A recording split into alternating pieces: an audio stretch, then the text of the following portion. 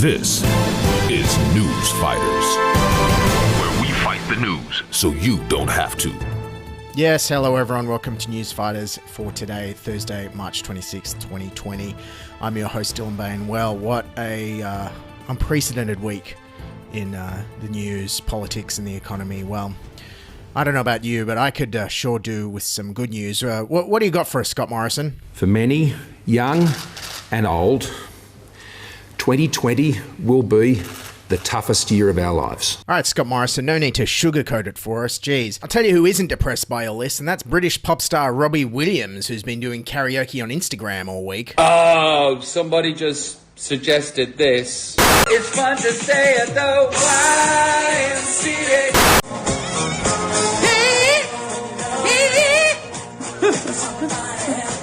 Yeah, Robbie Williams almost holding it together singing Staying Alive, which sadly is now an unironic disco song. Meanwhile, back in Australia, entire industries are shutting down. Virgin Australia stood down 8,000 people today after reducing domestic capacity by 90% and entirely suspending Tiger Air. Yes, all the Tiger Airlines flights have been cancelled, which is just business as usual for Tiger. Meanwhile, in other news stories you didn't see coming, thieves have stolen hundreds of rolls of toilet paper. When they managed to make off with around 400 rolls.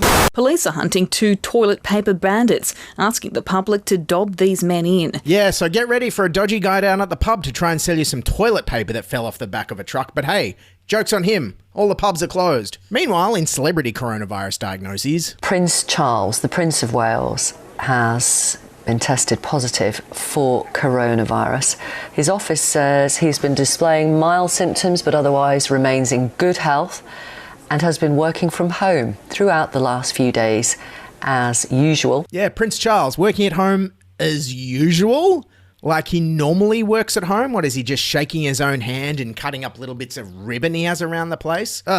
Anyway, who else has it? Disgraced movie mogul Harvey Weinstein has now tested positive for coronavirus. And in a related story, the World Health Organization has updated its list of coronavirus symptoms to now include death by mysterious strangling. Speaking of disgraceful Harveys, the head of retail empire Harvey Norman, Mr. Gerry Harvey, went on TV and tried to put the whole coronavirus thing in perspective for us. Why are we so scared about getting this virus? There's pretty much nothing to get scared of. Well, try telling that to thousands of Italian families and Chinese families. But that's there. We're here. I'm 80. I should be really scared. Guess what? I'm not really scared. I admire your optimism, but it's not. It's really not funny.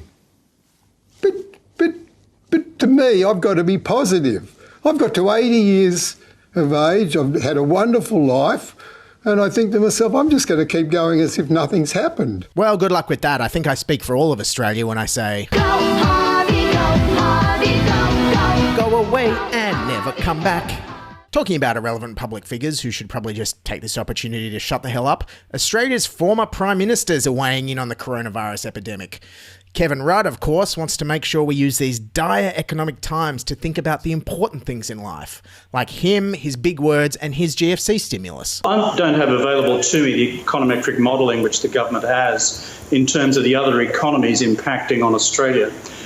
But I have written just yesterday in The Guardian that this is beginning to assume the proportions of the global contraction we faced in 2008, 2009. Gee, thanks, Kevin. We all feel a lot better now. Meanwhile, Tony Abbott went on Sky News to remind us that he was once a health minister like 15 years ago. Alan, look, it was good to be health minister back then and to have done so much to prepare ourselves back then for a potential pandemic that didn't eventuate. Yes, thanks, Tony Abbott, for preparing for something that didn't happen but is happening now and you have nothing to do with. Meanwhile, millionaire former Prime Minister Malcolm Turnbull is telling us just to enjoy the simpler things in life. Hi everyone, it's Malcolm Turnbull here. If you're thinking of something to do which can be healthy, get you lots of sunlight and keep you a good distance from others, kayaking is worth bearing in mind. Thanks for the tip, Malcolm. I'll just pop down my private harbourfront wharf and go for a paddle. Good one. Now, New South Wales, only just recovering from the massive summer bushfires, is having to deal with coronavirus. Ashley Raper is at the newly created Coronavirus Central Command,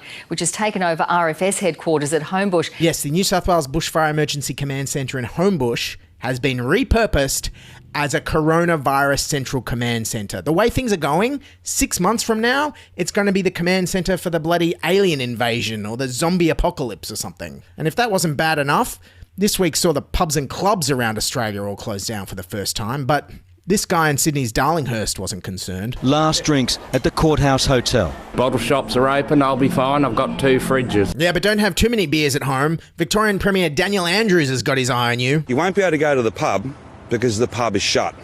That doesn't mean you can have all your mates round to home and get on the beers. Yes, that slogan taken from their new health information campaign booklet, The Do's and Don'ts of Getting on the Beers. Now, I'll tell you who is annoyed about all these pub closures, and that's former Prime Minister Tony Abbott, who can no longer order his favourite drink at the pub. If I could have a shandy of light with about 60% lemonade, okay?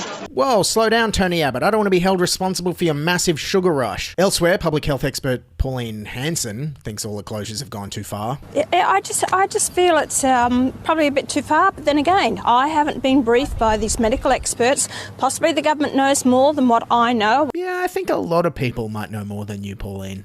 Okay, onto the government's big coronavirus economic stimulus package this week, and Prime Minister Scott Morrison made sure the first thing he had ready to roll out was a 3-word slogan. To build a bridge to the other side, to get them on this bridge. There is a bridge over this. To get on this bridge and effectively build a bridge. Yeah, build a bridge. Scott Morrison's messaging aimed at 90s teenagers. Oh my God, Australia, just build a bridge and get over it. Won't you just get over the coronavirus? Just build a bridge already. Oh my God. No, seriously, Scott Morrison is very concerned about the job losses and rising unemployment because, for once, it's happening to people who might vote Liberal. There will be Australians over the next 6 months who, through no fault of their own, will find themselves with less work, with less income, and in the worst case, without a job. Hang on. So wait, prior to this, Scott Morrison thought that every unemployed person was unemployed through their own fault?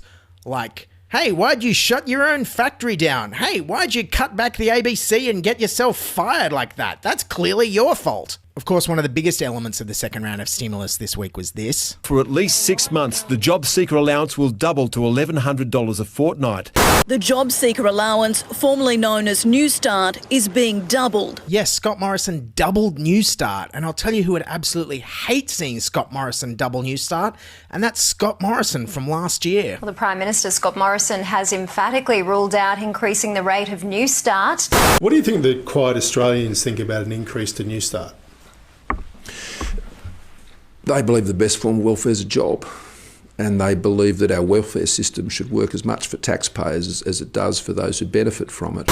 I will not engage in the unfunded empathy of the Labor Party, Mr. Speaker. Ooh, boy, Scott Morrison would sure hate Scott Morrison right now. But I don't know about you, I'm just enjoying watching Australian Conservatives turn into socialists overnight and hand out free money to everyone. Grab some popcorn, this is a once-in-a-lifetime show we're watching right here.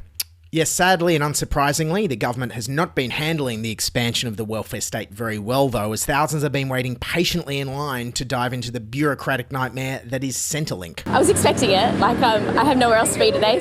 After 30 years of employment, I, like tens of thousands of other Australians, find myself in a dole queue. Yeah, it's interesting times when Australians are reacting to dole queues the same way they, less than a month ago, probably reacted to their cafe not having almond milk. Of course, thousands of people are lining up at Centrelink because the government's welfare website continued to crash.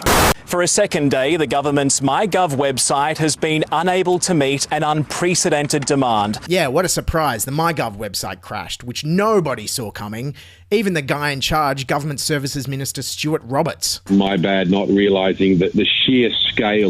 I didn't think I'd have to prepare for 100,000 concurrent users. Again, my bad. Yes, my bad. My bad. Who's writing the government talking points now? Is it their teenage daughters stuck at home on lockdown? Ladies and gentlemen, I just want to announce that the coronavirus is totes on fleek. Lol, JK, that's a mood. Meanwhile, on the home front, I mean the literally stay-at-home front, Scott Morrison has received a lot of flack for his confusing mixed messaging. On Tuesday night, he said this. Stay at home unless it's absolutely necessary that you go out. But then, in the exact same press conference, he said this. But it is important for people to go to the shop. It is important to go to the shopping centre. It is important that they get access to these normal services. It's important for them because they need it. It's also important for our economy that it continues to operate and function as much as possible. Okay, wait, what? Stay at home, but keep your businesses open. Why? What? Oh, wait, I know. See, what we're doing is keeping as many businesses as we possibly can open. Okay, why are you keeping non-essential businesses open if you want us all to... Stay at home. Scott Morrison was challenged about this by a journalist on Wednesday and said this. Well, you're suggesting I should close down businesses where there's no medical advice that they should.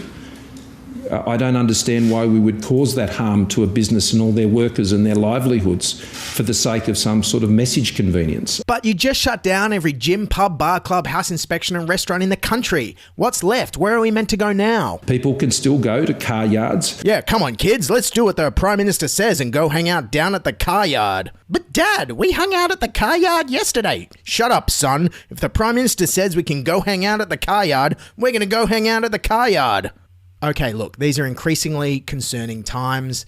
Every day the government seems to be announcing some new rules and regulations regarding everything from kids' sport to hairdressers to funerals to whatever this is. Barre, I hope I've pronounced that correct. I might need some help with that. And with the borders and the economy all shutting down so we can fight an invisible enemy, a lot in the media are saying this. In many respects, Scott Morrison has become a wartime Prime Minister. Yes, Scott Morrison, the wartime Prime Minister. Well, let's have a look. Let's see if his direct and inspiring messaging is on par with our great World War II Prime Ministers, Robert Menzies and John Curtin. We can't be beaten except by ourselves. That every human being in this country is now, whether he or she likes it, at the service of the government to work in the defence of Australia.